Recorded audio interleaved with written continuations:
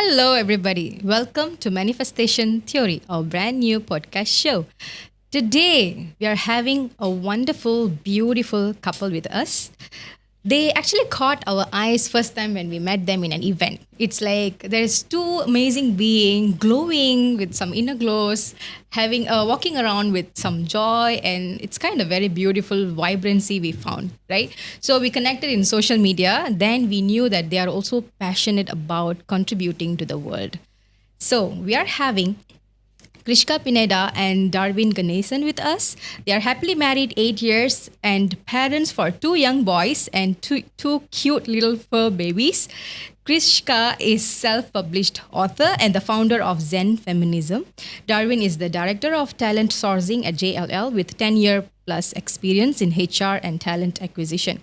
It seems he enjoyed traveling, cooking, reading, and golf and football. A die-hard Manchester United fan, it seems. This sounds really interesting. Let's welcome the vibrant couple, Krishka and Darwin. Hello. Hello, everyone. Thanks for having us here. And that is a wonderful introduction, especially for Darwin. It's not over the top.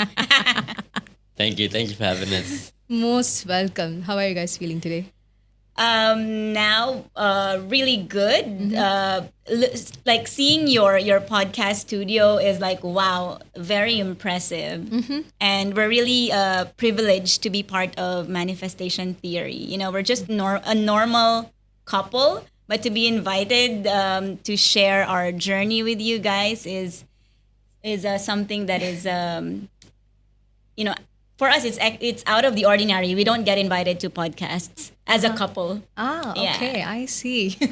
For us, it's more like we are seeing you as such a conscious couple. That's really, really beautiful.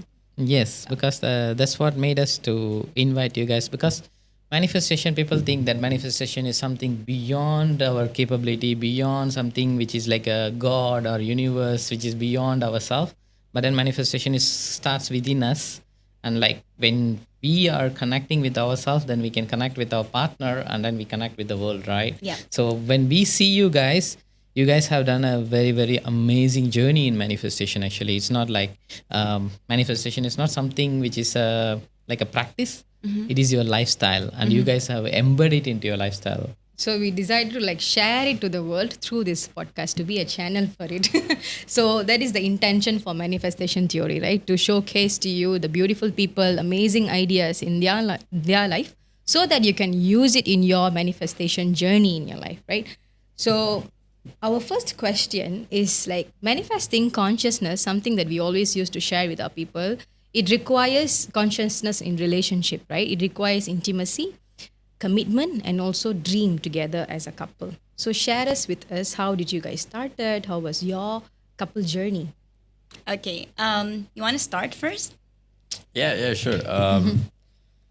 How was our journey in terms of how we manifested each other? Is that the question? I think when we met for the first time, probably words like consciousness, manifesting, all was not probably in our dictionary or vocabulary, right? But it's interesting how it happened without us realizing. So I think this was early 2015. 2014. Yeah. I got that wrong. That's fine. So I think it was not very strong manifesting consciousness, but I think there was certain things that I knew I wanted in a relationship. I wouldn't say non-negotiables, but it's more of from past experiences, past relationships, you sort of have an idea of, okay, if I want to move into the next stage of life, there's certain things, certain qualities, certain values that I would like to have in my partner. And I think when we met, I had a very short gap because she was traveling to Malaysia for holiday from Philippines, and I met her in a club. So we had, I think, one night out, just the two of us, and I sort of asked her the questions that I wanted, and it sort of aligned. And I think that's sort of the manifestation that I had, and she came. So Wow. Is it okay to ask what are those questions? Yeah, everybody wants to hear that. Give us the tea. Everybody wants to have the template for it. I wouldn't go so deep, but Okay, fine. some of it is rated R probably, but no, I think some of the main ones was, firstly, I think I asked her if do you believe in religion? Nothing against religion. I think probably at that time, the space that I was, or the awareness that I had was, I felt that religion could be limiting. It's not the religion itself, right? Religion is not limiting, but I think the way people look at religion and the rules and the way religion sort of they believe that you need to be a certain type of person could limit you, and I didn't want someone who is very strong in the religion, because I was not that person, right? And I thought that if I'm not that person and somebody is, there could be a potential clash, right? So that was spiritual compatibility was important. yeah, Correct. yeah. So that was one. The other one was, at that time of my life, I was very, very determined to migrate to Australia. It's another story. Why? Another story on its own. Yeah, Okay. probably will come out somewhere here. And in my past relationships, it didn't work out because previous partners knew that I wanted to leave and they were not up for it. So that was another question. If I were to leave, would you come with me? And this is all in the first date. First date, yeah. And she's like, yeah, sure, why not? And Oh wow. Like a talent acquisition guy that he is, right? He was interviewing me for the job of becoming his potential life partner. yeah, so that was one. I think the other one that I asked her was, About my parents, like, oh yeah, that's actually a really important one. I asked her if does she make decisions for herself in her family, because I think it's really important. If you don't make decisions and you're expecting, or not expecting, but if most families, sometimes your parents dictate how you go about with life, and I'm not like that, right? So it's not that I don't listen to my parents, but it's sort of, if I have a certain idea of something, they allow me to go pursue. And I felt like having a partner that is not in control and it's mainly controlled by the parents is also going to limit what we want to do. So that was, I think, one of the questions. And yeah, those are the three that I think I can share on this podcast. Yeah, that But yeah. itself shows a lot of Yeah, I mean, deep like- insights in there. he was 23 years old and he was asking me all of these questions on a first date. Like, you are very clear. And I think that was something that also impressed me. It's not like I am 6 years older than him. I was. Now I'm not. I am 6 years older than Darwin, and I was 29, he was 23. And during that time, I have also my fair share of experiences in relationships. And one thing that really made me feel certain about this person, or the vibe was good, is the clarity. He is very steadfast. There is this element of what is another word for steadfast? Like Solid. yeah, he's very solid. There's a solid foundation. I have never experienced this with previous relationships, and I am a person who I would call a serial monogamist. Like, I really like to be in long-term relationships, and whenever I am in a long-term relationship, I would say, this is the one. Every time, this is the one, this is the one. And it was never the one. Okay. The difference was I felt emotional safety with him. The emotional safety on a 23-year-old who was just starting his career. At that time, I was already an HR manager and I was earning twice as much. But why does this person make me feel like I am supported, heard, and he's very clear? Yeah. There is no like mind games. Wow. You see, like the question is like this, and this. And also my answers are very clear because I have been through my fair share of challenging relationships. That's because I was challenging and toxic as well. I wasn't clear as well. It's not like always another person's fault, but it's a mirror, right? Like what the person is what you see as the person is also what I am to that person. If he was toxic, then probably I am toxic. Very beautifully said. Like, That is beautifully said, actually. I mean, like, someone to accept. I mean, like, we understand this journey because I've been through the journey as well. It's kind of like I've been through my affairs and all those things. When I look back at myself, sometimes I tend to see myself like, oh, I was being toxic, right? Yeah. So basically, what we needed to understand is that we are becoming toxic because we have the need of love, right? And we have the need of love, and we don't know how to manifest the love. So then we tend to find other ways around it, right? But it's beautifully said that you guys are talking about clarity and then solid foundation and commitment. It's so Yeah. beautiful, and especially when Darwin is coming from the value-based relationship. Yeah, Exactly, a very exactly. young guy. Like that's why I always tell him, I feel like you are like you have that uncle spirit. Like when you were born, you already had the mustache because it's like speaking to someone who is way older than me because of the wisdom that he holds. And that really like wowed me. The wisdom, the kindness, and the clarity in communication, which is so hard to get out of. I'm sorry, men these days. How I manifested him is a different story. I didn't knew that I was manifesting then, and now it was actually like a real manifestation because my best friend and I, we were in the streets of Ayala Avenues, the business district of Philippines. We were just sitting on a gutter, and I think we just watched a movie, and I just went through a breakup. It was a major breakup, and my best friend asked me, "Aren't you tired of falling in and out of love? Because I am getting tired for you. oh, okay. I am getting tired for you. Like, how do you have that energy to just like give all, go in and out of a relationship?" And I said, because falling in love is so good. You know, it feels good. It's nice to fall in love. Like, you're so jaded and we're still young. And then she said, so what now? You know, you just ended a 5-year relationship. What now? And we were 29. And I said, you know what? I'm going to meet the one in one of my travels. And when I talk to him, you know, like, he's the person who is kind, who loves to communicate, and he is able to love me the way that I want to be loved. And you know, just talking on the gutter of the street.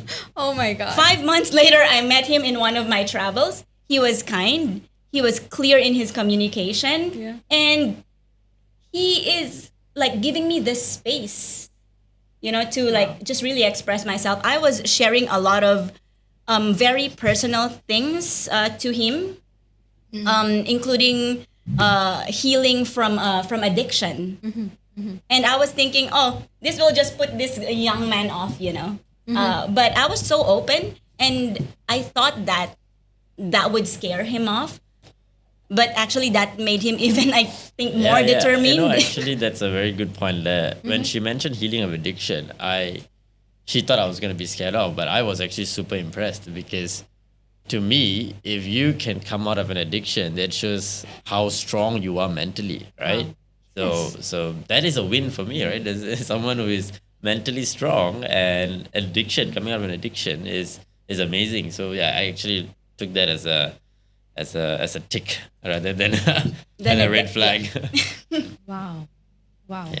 Yeah, in a relationship, it's very hard for us to accept the fact that we are in addiction, actually, because we see a lot of couples these days, a man or a woman, they both know that they are in addiction, but then they are choosing addiction over their relationship, right? So that is what causing them to go into the breakup or anything, right? So anything which is a miscommunication between them. It's kind of like, you know, I don't want you to meet the friend because I want you to prioritize myself. I want the time with you. But then a man is going after them, right? And women are becoming more workaholic than connecting with the partner, right? Yes. So that is more and more, it's getting interesting. Yeah. Right? So This much of conversation is getting openness, so interest- much of non-judgmental conversation. like, Exactly. so much of consciousness again. But we didn't have that in our vocabulary. But I knew that, okay, this guy makes me emotionally safe and heard. Yeah, because it sounds like you guys didn't learn it, but you guys being it. It's Yeah. the being of you. The question what I have is like, these days, many people coming up with this manifestation and then affirmation. People tend to like affirm, keep on affirming, but then they're not really falling into love. Like the one you said, right? I mean, like you did affirm that, you know what, I'm going to one day meet this guy. But then were you doing a lot of affirmation, or in that one moment you did it? No. I wasn't a very spiritual person because I was a very workaholic HR manager. I didn't have time to do all these spiritual things. But when I said it, when I put it out there, I really meant it. It's like, I'm going to meet like with so much excitement, and I just came up out of a breakup as if like, girl, get real, like I felt like my best friend wanted to like slap me when I told her that it's so nice to fall in love, isn't it? Yes, it is beautiful. So that's how I did manifested Mangala as well. and not even after 3 days or anything, it's the next 3 minutes. Next 3 minutes, I you called beat me to Mangala and I it. said, you know what, I got to break up. I thought I was fast. But Dilip was actually like way faster. Faster, yeah. So I just called her and then I was crying. Okay. So I was crying that, you know what, I got to break up. I don't know what to do now. But then I didn't know she was the one. But then, of course, We it's was another friends, 3 days, actually. 2 to 3 days time. Took me to realize that, oh, this one person is beside me. Why am I going and after looking for somewhere in the world that person is existing in the soul world, spiritual world, but then in your reality there is one person would be there. Yeah. We don't really the recognize blinders them. were off, and now you were able to see. Yes, Clearly. that's beautifully said. Yes. Beautifully said. Exactly. And yeah, so you are the founder of Zen Feminism. I want to ask you, what inspired you to start this movement, and how does it intersect with conscious relationship building? So tell us more about the Zen Feminism concept, and also, yeah. Okay, so Zen Feminism was born in 2020. And this was a product of a lot of introspection that I was doing at the time. I was not a spiritual person. I used to make kind of like work my everything, that my life revolved around it. But moving to Malaysia has really changed me for the better. When I moved here, I had to give up a really good paying job as an HR manager and start from scratch. And you would know the challenges of a foreign spouse, all the visa applications, and even employment opportunities Yes. is a whole new different animal. Yes. But Malaysia humbled me, and it was really good. I got grounded, and I saw the things that are super important. So in 2020, there were so many things that happened that I needed to really get real with processing these emotions. First part of 2020, we failed our IVF journey. And on the second, like a few months later, I was sent to the US for an event, and the world locked down, I arrived in Malaysia on March 19. March 18 was when the borders closed in Malaysia. And because I was like so determined to like get through, we didn't even know, I didn't know if I'm gonna make it, but I was stopped at 2 airports, almost didn't make it here, but somehow I made it here. It was 36 hours of like pure adrenaline and anxiety. And that like really like I just broke down, because I also just came from an IVF treatment. Yes. So all the anxiety, all the hormones that are raging in my body, I came back and I got demoted from a promotion. And then my father-in-law passed away in a very short period of time. That was 2020. And so I didn't have anywhere to go. Usually I would just book a flight and go elsewhere and forget my problems, just to band-aid it, not really process it, or bury myself with more work. But because there's not much to do, I joined the 21-day meditation challenge that my friend was hosting. And during that meditation challenge, there was also deep journaling. And one of the questions that was part of the challenge was, what triggers you? And during this time, I really went all in being truthful to myself, because a lot of times I'm in denial. I don't want to admit things that are shameful or seeing myself for who I am, like in a bad light. But when I answered that question, what triggers me? The answer was successful women, or women who are more successful, who are better looking, who are like in a better place than I am. And I was like, why is that? Like that is such a revelation, but also I was shocked because I am a self-proclaimed feminist, and I'm all about advocating for women's rights. But also on the shadow part is I have unspoken competition with these women.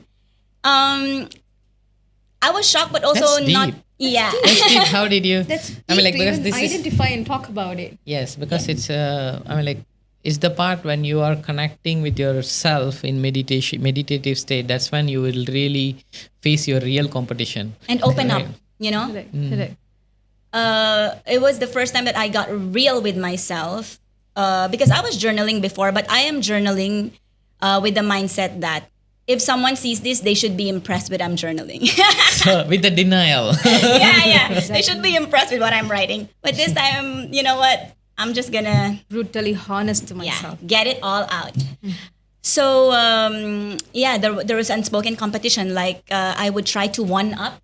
You're doing something. Oh, let me do something better. But it's just in my head. So I wanted to heal from that because I felt like a fraud. I wanted to heal from that.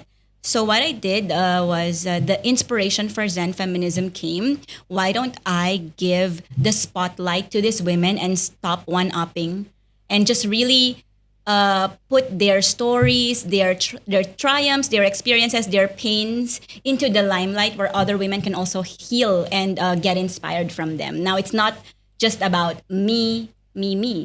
So I started collecting stories from my friends. And I was so surprised with the level and the depth of their sharing. Like the things that we see as shameful as a society. Like, for example, they talk about sexual assault. As I was talking about drug abuse, there were a few more women who openly talked about their addiction. And this is like a beautiful process of alchemizing shame into their power. Like the real power comes from integration, not denial of these things that we feel are shameful or embarrassed to talk about. And it was so cathartic. And seeing all these stories, I have collected over 100, maybe going to 100 stories. Wow. And that was the start. It was more of a stories platform, personally for my healing, but then it became more as collective healing because there's this beautiful quote that says, shame dies when stories are told in safe spaces. Yes. So it started as a stories platform and it moved as a shop. So the shop is very much tied up with the mission of the brand, which is to help women awaken and heal from internalized misogyny so we can birth a more compassionate and healed world. Like the patriarchy that we should be fighting is the patriarchy within. It's not, sure, of course, there were a lot of good things that happened from all these external movements. We were able to vote, open a bank account.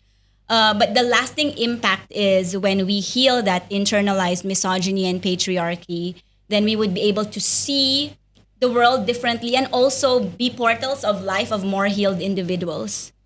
So yeah, that's how it started. She could be seeing her mirror self actually, so she's getting speechless. Really? Wow, I love you. I love you too. Thank you for what you're doing right now. Thanks a you. lot. That's So, yeah. Because at some point of time in my life was holding on to this fact of being feminist. I was into pageanting, I was in med school, and I was seeing the woman, part of being the woman who strive, struggle, go-getters, work hard, only work hard. You just have to put on your mask, which is strong woman, be the hyper-independent woman, go ahead and do it. The one piece is the knowledge. Knowledge. You may don't need men's support. You Yes. got this. But that is not the right feminism. Yes, that is It's toxic. correct. It's a different. It's polarizing. Yeah. It somehow It's is creating competition, as you mentioned earlier. correct. That is internalized misogyny, being hyper independent. Exactly. Not leaning into people, asking for help, opening up, softening.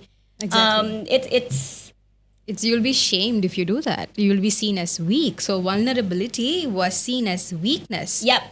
Another internalized misogyny, all of these things, Yeah. right? So Yeah. it's very insidious. It's every day. It's in our everyday lives. It's in the things that we say and we do every day, not just as women, but also men. But the gatekeepers of patriarchy, unfortunately, are women. Women. Exactly. The part that you said, like, you don't have a safe space for you to openly share about the shame, and it just goes off. Yeah. It's no more shameful. Yes.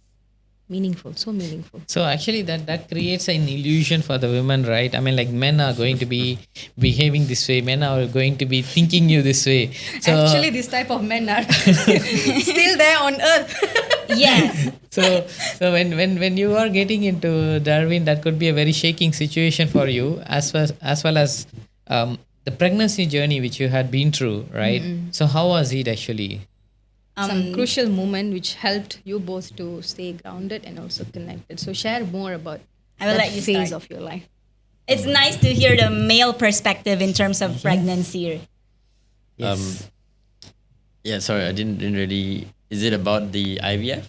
No, the pregnancy transformation. So when Yeah, okay, that was if you part of wanted it, to right? start with the IVF, we can start with IVF. So Yeah, how it was your started. journey about IVF like? Because we see almost like 90% of our customers who has done IVF, it's a failure, and this is not being spoken, or this is not being addressed, and it is giving the women more anxiety and shame than facing the real pregnancy. Yeah. The impact was very challenging actually. Yep. No, I think it's a very sensitive topic, right? Pregnancy is a very sensitive topic. It's a very personal topic because for the both of us as well, pregnancy did not come easy.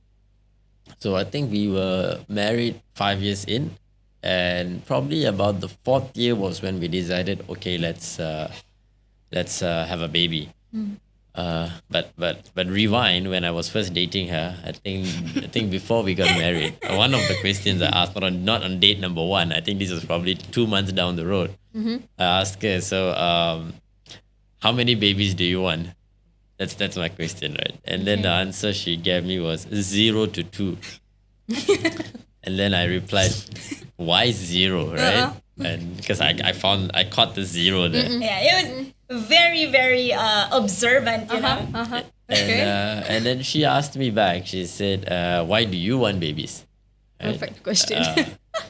And I had an answer. So my answer to it was not very complicated. I said that today I am here enjoying this life, getting to meet people, getting to fall in love, getting to, do everything I want. Is because 2 people decided to have me, right? Which is mom and dad, of course. So if I can also give that same joy and bring a life to earth, I think it's the biggest blessing that we can do, right? It's the most, I don't know if powerful is the right word, but it's the most amazing thing you can do in a lifetime is to give life.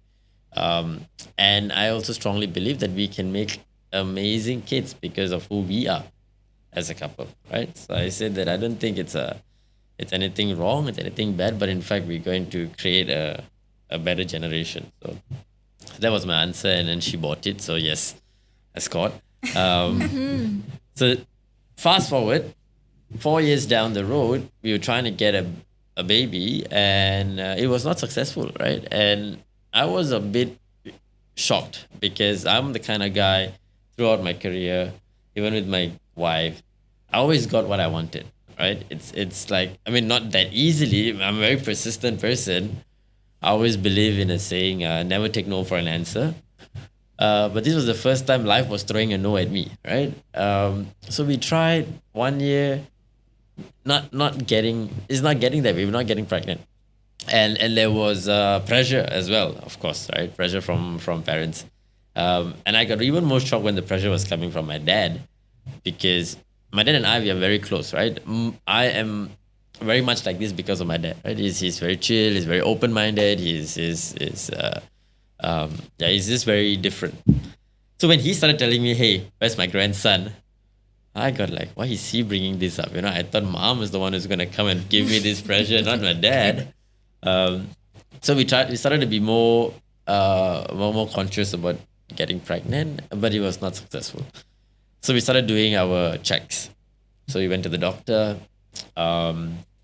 First check, there was some things that was not working well with her. And then we did what was necessary, some medications, etc. And then we went for a second check, and then the doctor said, "Oh, it's your sperm count. It's not good enough." So I had to change lifestyle, and I was sharing all of this with my parents during lunch, Yes. right? Because, like I said, It's a lunchtime topic. it's. I always believe in being open and honest. That's the best way to go about things. So because if not, they will still have that. Why are these people not making babies? Blah blah blah, right? And I wanted to be open and tell them what's going on really in our house, right? It's not that we're not trying. These are the things, and they were very supportive, right? They were very supportive. My dad was like advising, oh, maybe you should try this, you should do this, etc. So I know I've not spoken about the IVF yet, but I'm coming there. So when we decided, okay, we've tried all of these, the doctor said, okay, maybe you could try IVF, right? So now that the sperm count is better, her ovaries are better, the eggs are good, let's do IVF. And we spent quite a bit of money, right? We spent quite a bit of money. And back then, we were not making as much money as what we're doing right now as well. So we went through that phase, and it's not an easy phase, right? IVF is not an easy phase because, I mean, for the male, it's easy, right? You just have to go into a room and get your sperm out, and that's it. You're done. But for the female, it's a journey by itself, right? You've got to basically take a needle and stab yourself every day for, I think, 14 days, is it? Yeah, I think 7 days. 7 days, Yeah, yeah. Every day you got to twice. do it. And it's not easy, right? Injecting yourself. So, again, I thought that I can solve all problem, and this was a money problem, right? So IVF, I can't get a baby. I go to medicine, I throw the money, we're gonna get a baby. But that didn't happen, right? So I think that was where I had the realization of money can't buy everything, right? Even if you had money, baby is a total different thing. Bringing a life to earth is a total different thing. I really believe that it happens when it has to happen, right? At the end of the day, it's all the man up there decides, right? Or the woman up there decides. So that's why I say it's a very sensitive topic. A lot of couples want to get a kid, cannot get a kid. A lot of people don't want to get a kid, but they have 5 kids, So, so IVF was a journey of more of realization for us that making babies is not just as simple as if you want it, you get it. And then eventually we got pregnant. And it was a very emotional way of getting pregnant as well, because after our IVF failed, the doctor said you need 6 months. You need 6 months before you can do it again. And so this was when we decided about 6 months down the road. And I remember me and my dad, the thing that got us really close was golfing. So at the age of 9, I started playing golf with him, and we were doing that up to the age of 20. Every weekend we'd be playing golf. So golf, what got us really close. But after college, you move out of the house, you don't be with your parents anymore, you don't care about them. So we stopped playing golf. I stopped playing golf with him. But that day, there was one day we were having lunch, and I was telling him, hey, I'm starting back golf. And he's like, all right, let's go to the range. So we went to the range. This was on a Saturday. We went to the range. We hit a lot of balls, and then I told him, tomorrow, Papa, we're coming for lunch, and I've got some good news. We're gonna restart IVF number 2. And then he was like, yeah, okay, that's good. If you need any support financially, I can help you. I said, okay, let's discuss tomorrow. And tomorrow morning, Sunday morning, I get a call from my mom saying that he's in the hospital, right? And he didn't make it. So it was like such a blow for us. Like we wanted to start the process of IVF number 2, we were excited, and then the most important person in our life is gone. So it was really painful. We just pushed the whole entire baby conversation aside. We didn't have the mental strength to think about it at that point. But this is again the beauty of life. 2 weeks down the road, you will not believe it, we got pregnant naturally. Like, how did that even happen? It's like we feel like until today we feel like it's a miracle. Until today, I feel like my firstborn is my dad coming back. But these are all things maybe I'm telling myself as a coping mechanism. But end of the day, it's so beautiful because it helped us also with the grief of losing dad, right? Getting a new life in helped us all with the mourning and the grieving. Like, it was going to be the saddest part of my life, and turned out to be it's another chance, a newborn coming in. So yeah, that's my experience with IVF. I think it's you just got to surrender, and the things will come to you. Wow. Wow, that made I me want to cry. speechless. I kind of feeling it. No, I was getting it because it's a similar way. My first son, when he came, it was 1 year exactly after my grandpa passed away. Right. So this kind of things, we don't know whether it's coping mechanism or not. We cannot really specify it. It's exactly the Mahashivratri he's passing away, and then the next Mahashivratri he's coming into the world, right? Wow. So, and of course he's a late baby. He's not he didn't born early. He was late, 2 weeks later, right? Yeah. But he's coming on the similar alignment of the stars, right? So that sometimes it blows us actually. So we don't know.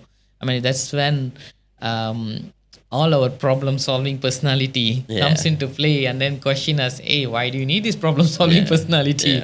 Logic just goes out of the window. Yes. Right. And I think that is the beginning of really my spiritual journey, was when that happened, and then I realized there's more to life than just logic, because as long as you put yourself in a box of logic, you will never experience the beauty of life. And I think that's sort of where the spiritual journey started. Yep. So profound. I think that's also like what Sadhguru said. Like, if you confine yourself within logic, you are living a very limited life. Exactly. Yeah. Wow, that got me emotional. The tear was already here. Got us emotional, seriously. Yeah. Yes. Okay. Let me share my perspective. Yes. So coming to the 0 to 2.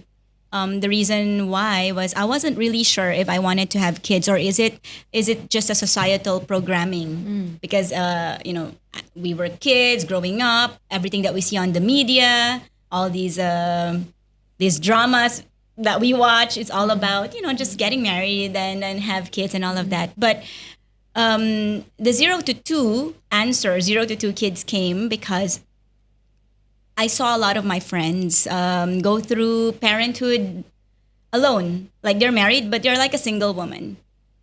And I don't want that to be my fate. Philippines is the second country with the highest number of teenage pregnancies in Southeast Asia. So it's not really a matter of if, but it's like when. Like, if I'm going to get pregnant, but it's actually like when, and usually at a very young age. I had a group of friends. There's 5 of us in college.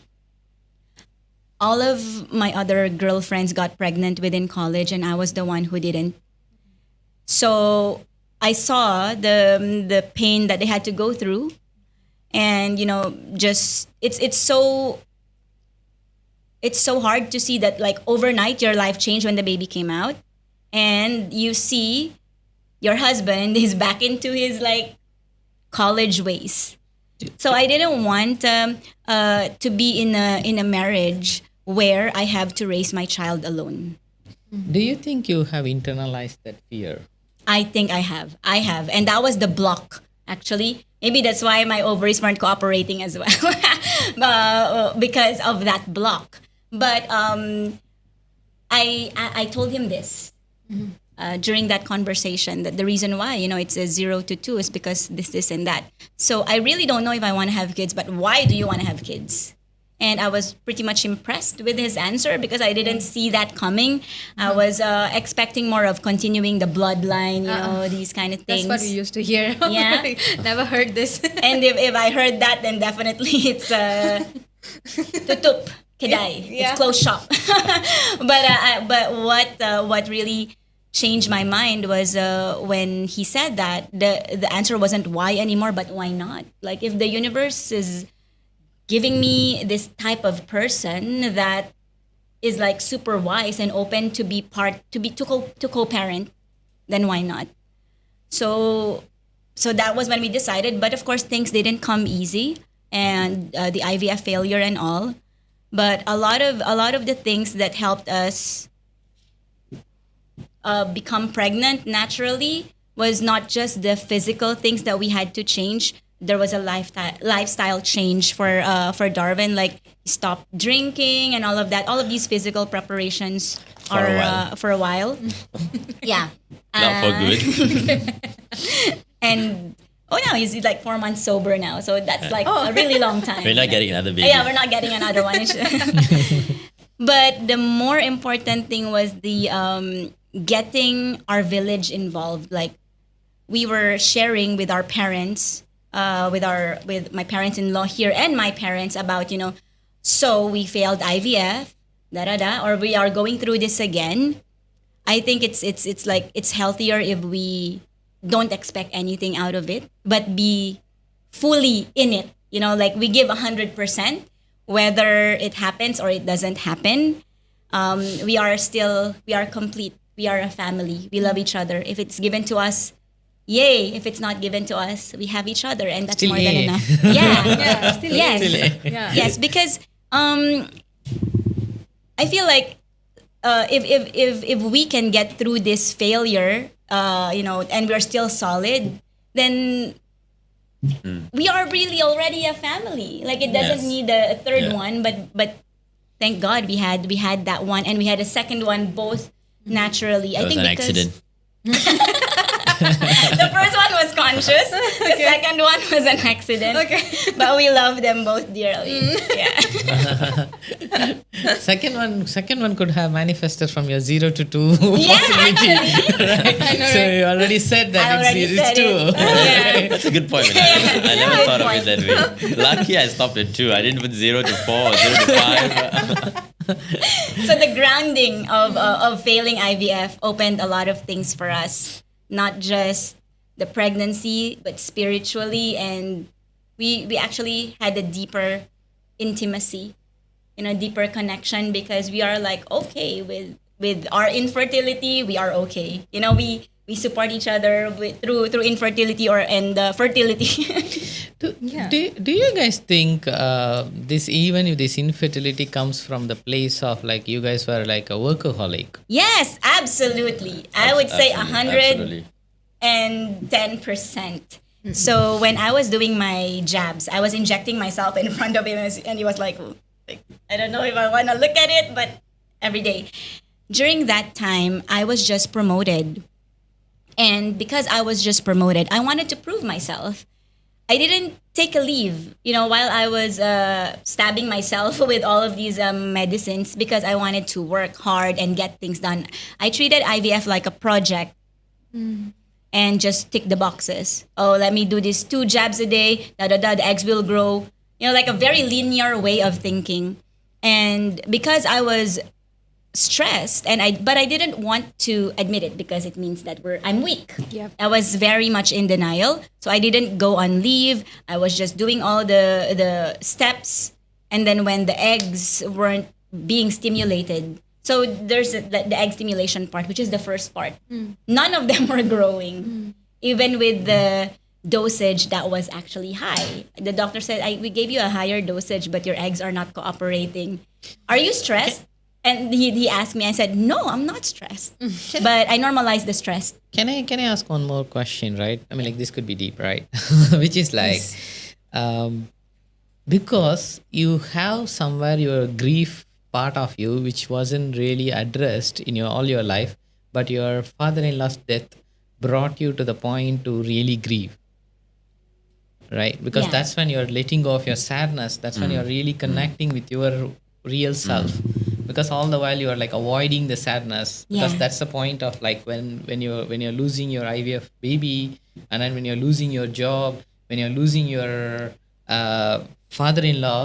That's when that's an awakening process which happens to Darwin and you, to go through the process of emptiness, to see that, you know what, this is real. Emptiness is real in life.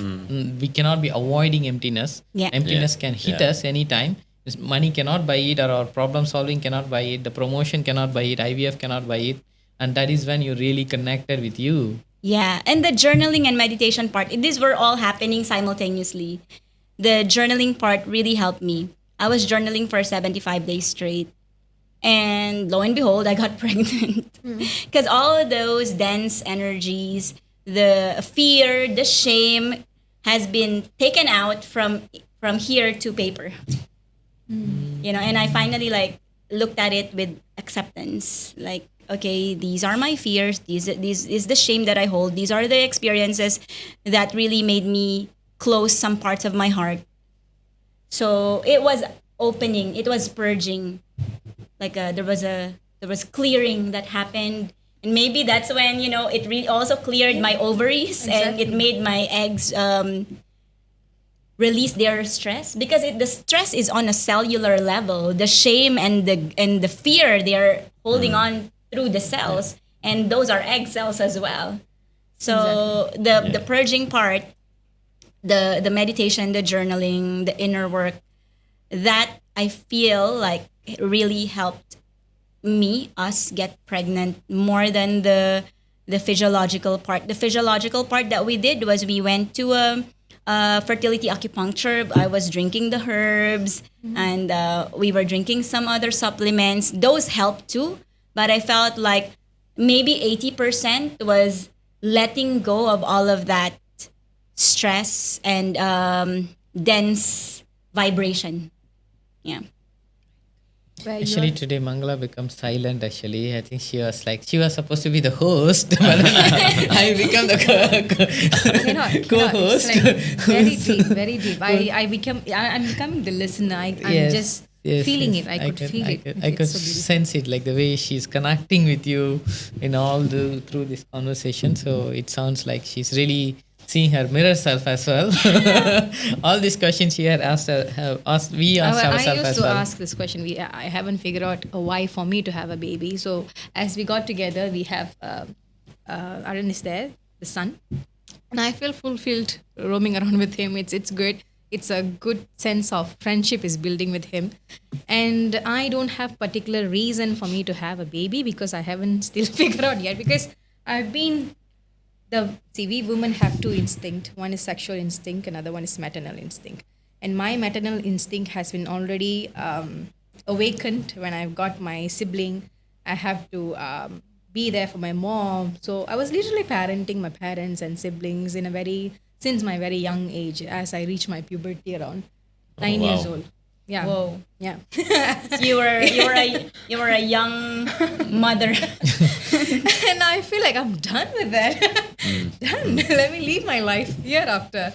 And got so into my sexual instinct and living. And also, I do see people where, before even healing ourselves, we got traumatized. We create another soul into the world, and we traumatize that as well. Yeah. I feel like somewhere we need to break that chain, that cycle. Like you said, you've got a great parenting and you've been an awakened Absolutely. soul, and you are giving a beautiful memories and Yeah. being a beautiful father for your kid. It's meaningful to have that. And I would want to nurture the people who are now here being traumatized. Let's heal together. Yes. Let's heal together. Yes. Let's create a beautiful space for our next generation to experience their life. That's it. We don't own anybody or owe anything. It's just a space for us to experience. We are just portals. Portals so that we don't own our kids. exactly. Yeah, like guys, I read this the other day. It's a really good quote. It says, "Babies don't come from you; they come through you." Right. So it's that it's not an attachment in a way. It's not to say that I'm not attached to my kid. Yes, right. If there's a bus coming at him, I'm going to throw myself in front. But at the same time, you need to remember you don't own them, right?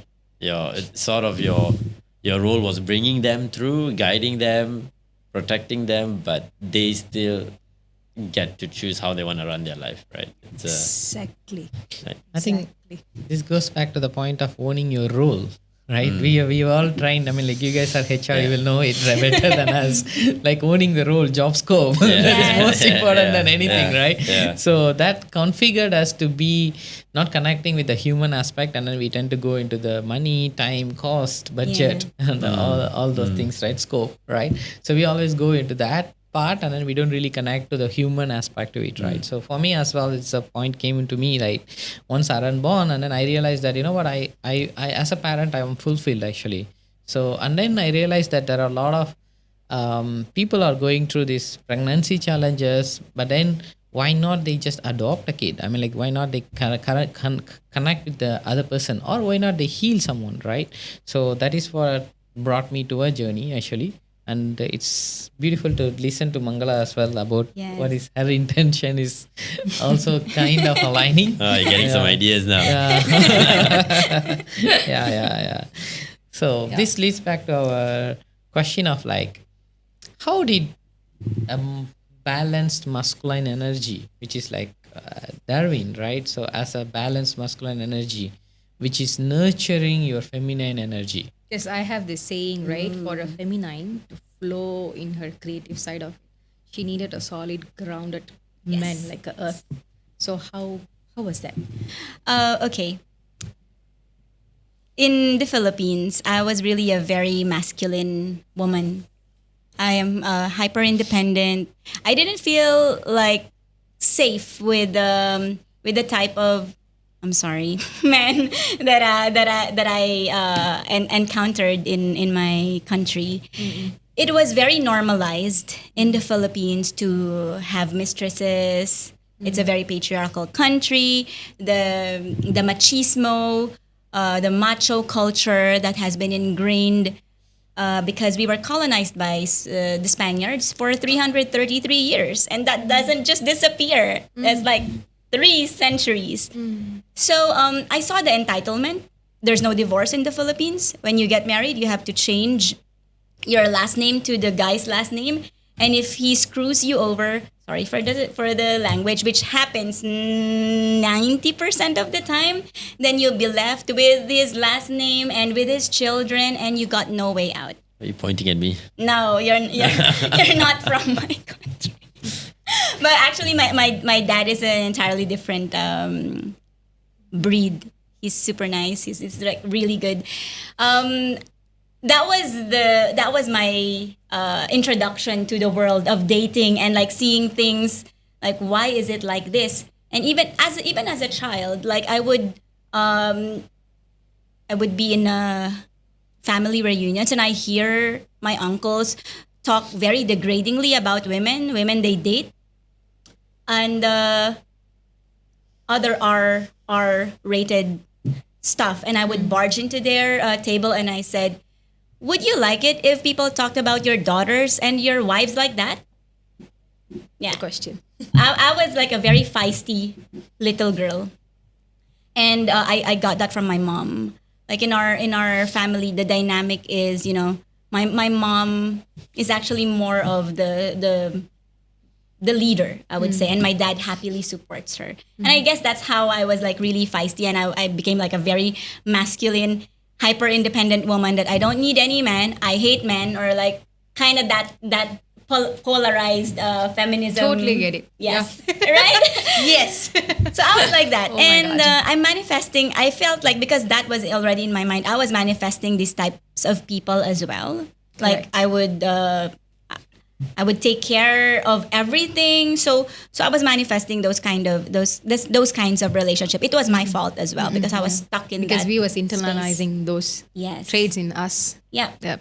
And when I met him, I felt like at first like I didn't see this coming. Like, what is this kind of man that is willing to provide for me? Yeah. And like listen to me and really grow with me, and I can learn from him. Yeah. so it was very different, and that's how I got the courage to leave everything behind, move here and start over, because he is so stable. Like, I felt like, okay, he got me. Even if I don't have any source of income, he will take care of me. He will not let me down. It was a very different experience. So You need that support for a feminine to completely surrender. To her exactly, man. he Yeah. gave me that space to just be, to soften, to depend, because I didn't want to depend on anyone. I still, of course, I still have my source of income, but I also am open to receive. Correct. You know, Exactly. like, yeah, I'm open to receive. Before I was like, no, my money is my money or something, you know. But Your money also my money. his money is also my money. Yeah, that doesn't change. So yeah, that's how I learned how to soften, because energy doesn't lie, and his vibes, I felt it, because my mind wasn't like trying to block it off. I was fully into like feeling my intuition is saying this is right, and I was like, I can finally just like ground, and okay, you lead, take care of things, Exactly. and I'm just gonna be treated like a queen and enjoy it. Wow. That's beautiful. Yeah. Tell us, like, how do you think you've been grown like that? Like, we would really want to share to people like this kind of human being exists on earth, and also understand that what was your exposure since young, how you have been raised to be like that. I think all kudos, credits go to my parents, 100%, right? I think I'm blessed to have such good parenting. And I say good meaning not just, giving you things you want. I was not that kid. Don't get me wrong. I wasn't the one who gets everything I wanted, monetary wise. But I think parents played a very crucial part in being conscious parenting. And I don't know whether they knew what it was, but they actually did it, right? Like not arguing in front of kids, right? Not limiting them to a certain religion per se. Like my mom was a very strong Hindu, but my dad was a bit of an open, what do you call it, free thinker back then, you call it. But neither of them told me that I have to be Hindu or I have to be a free thinker. They even said you choose whatever you want, right? Whatever you want, you can do. So I think from young, always seeing that I've been allowed the space to do what I want, and I see the way my dad treats my mom, because my mom was a homemaker. My dad was a professional. He was in the bank.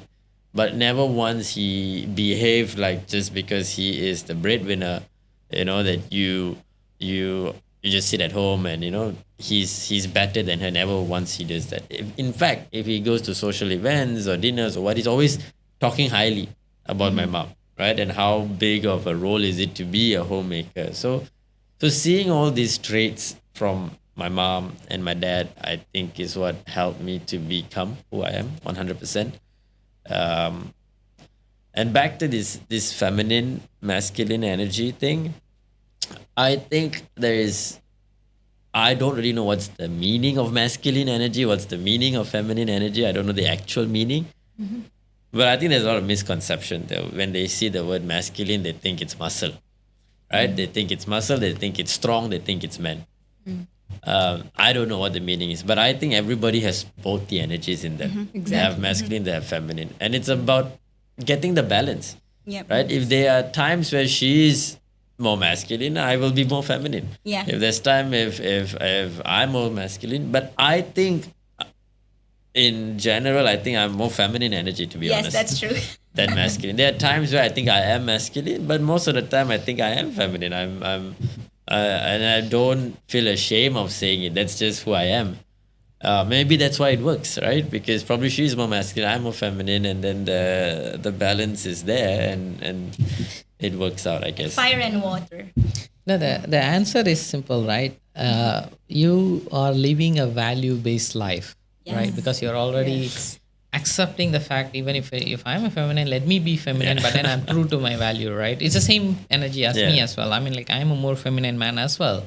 But then once the connection starts happening, we already balance ourselves, right? I mean, it's not like there is no that energy exchange is what makes Right. our relationship beautiful. Yes. It's to like people tend to call it as a sacrifice. I don't call it as a sacrifice because you can't sacrifice your value in your life for a relationship because your values cannot be sacrificed. If you are sacrificing your value and then telling that I'm balancing my energy, it's not going to help, right? So, but you guys are really coming from a place of value based thinking Yeah. and also connecting with soulfully, right? So that is the I love the surrendering. energy exchange part of it. Let me just share like an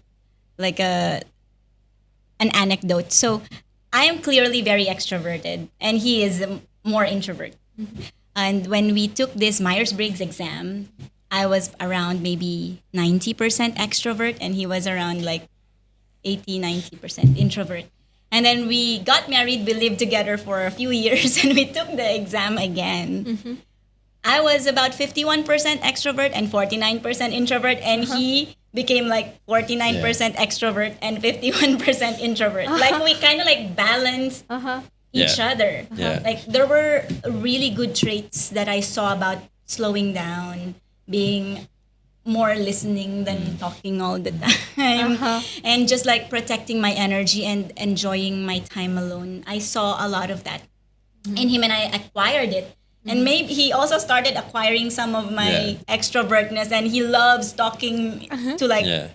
parties and stuff. I mean, like when personal branding, right? I think extroverts do it really well, but I think it's a very important trait to have a personal brand, and that's something that I learned from her. You know, personal branding it helps you with your job as well, your corporate. It helps you with your uniqueness, your persona.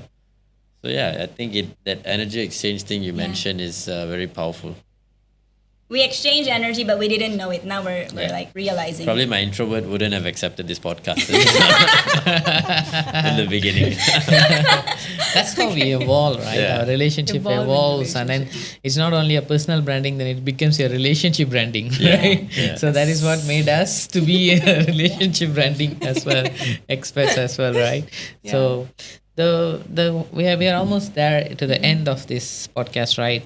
So what are the 3 key elements would you guys as a couple would give back to the world that this is the things which can make a relationship and the parenting beautiful? All right, maybe I can give one and then you can add to more. For me, I think what makes it really work for us is I always visualize this like when you are in a relationship with a partner, it's like a straight line, right? So you're both at the other end of that line. But then eventually when you have a kid, that straight line becomes a triangle, right? And then if you get more, it becomes a square, rectangle, pentagon, hexagon, whatever. But yeah, when it's no more that straight line, when it becomes a triangle, for example, the kid suddenly becomes the center of life, and rightly so, right?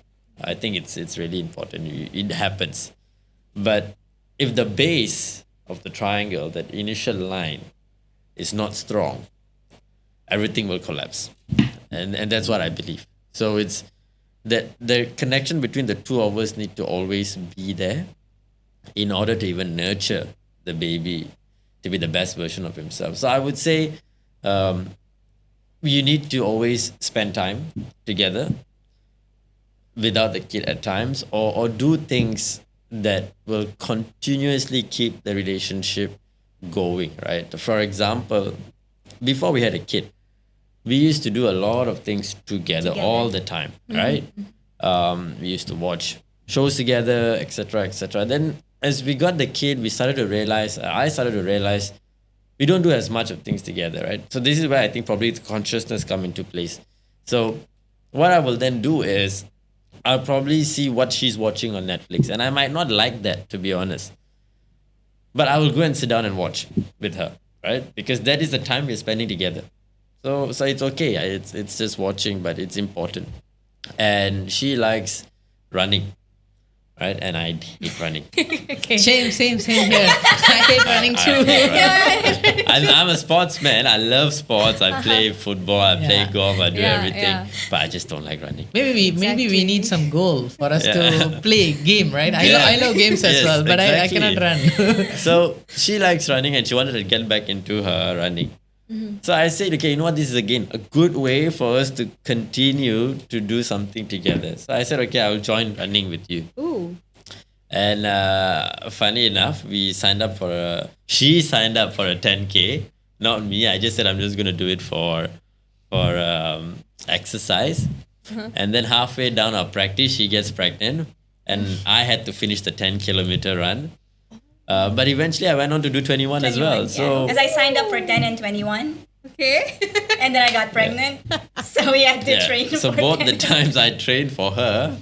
But my point is consciously taking the effort to do things together, I think is really important. A lot of people think once you get a kid, your life is done. It's all about the kid. Yes, but at the same time, you got to do something together, and also have your own me time.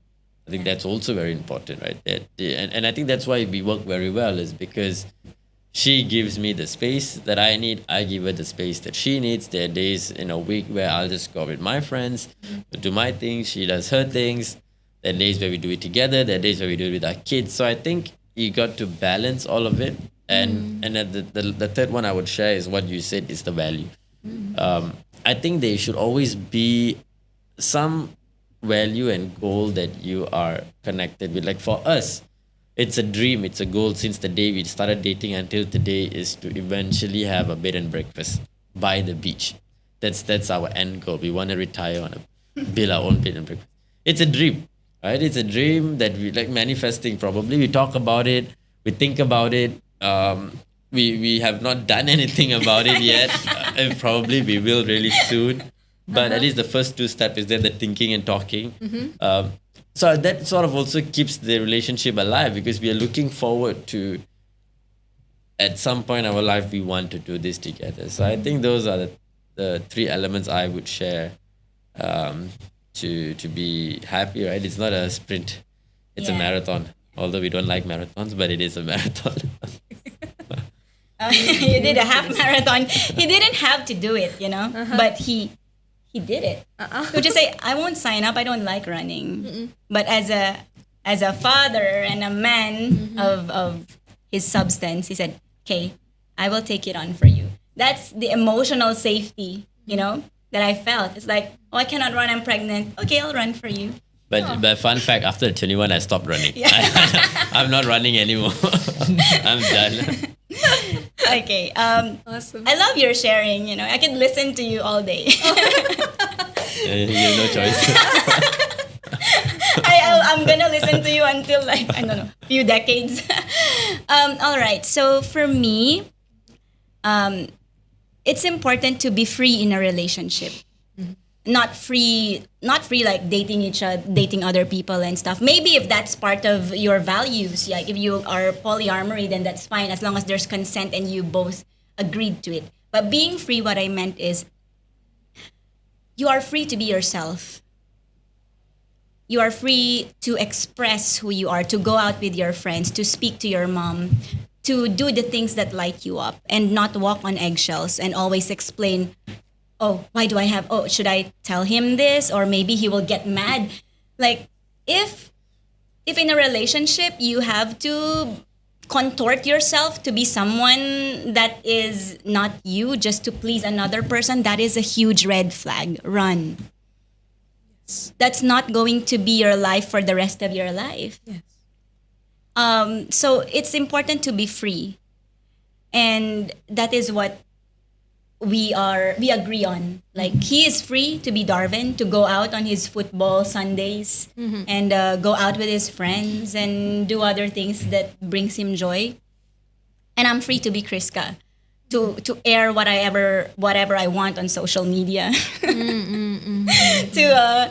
to go out and meet people and network, and just say what I want to say unhinged, and take it with a grain of salt. So that is one thing that I'm really proud to say that we have in the relationship. We are free to be ourselves. That's one. Second is the being really accepting and open of change. Who I was like maybe 10 years ago is definitely not the person who I am today. The essence is there. My fire is still there. The things that I love are still there, but I have morphed into a completely different person. I'm a mother now. I used to be like a daredevil. We used to jump off cliffs. Now we cannot. Okay. Yeah, because we have two little boys. So accept that a lot of things are changing. Also the level of intimacy evolves. I wouldn't say that it diminishes. It just grows differently. Let's say when we were getting on, we were like super physically intimate, and you cannot get off each other, and that evolves over time. And the words that we use also matter. Like say, oh, we're not like this anymore, and we're not like that anymore. But the type of intimacy progresses into something else. It's not just physical intimacy, it's emotional intimacy, spiritual intimacy. And at first I was telling him the same thing. This was actually for my own realization. We are not like this anymore. All the pregnancy hormones raging. But then I realized, as I was like introspecting, that our level of intimacy has evolved into something deeper that is not highly reliant on the physical intimacy. Like a lot of people don't bring maybe a lot of things into the table, that when the physical intimacy fizzles, the relationship is done. So being open to change and to like really accept the person that he is becoming and I am becoming. And growth is part of change. He grew like into this person that I also like barely recognize in a good way. And seeing his growth as a father, as a man, is something that is keeping also keeping me in love. Both has to grow together. It cannot be like, because you need to meet at a certain point, eye to eye, all the time. So that growth needs to be similar. Yeah. So being free, accepting of change. I think that's two for me. Awesome. So amazing. So to summarize that, it is more of like you guys are like came through a long way, like a entire journey of the relationship, and then now you guys have give us insights about respecting each other's choices, and then give space for each other to be ourselves, and then give more presence than anything, and live value-based life.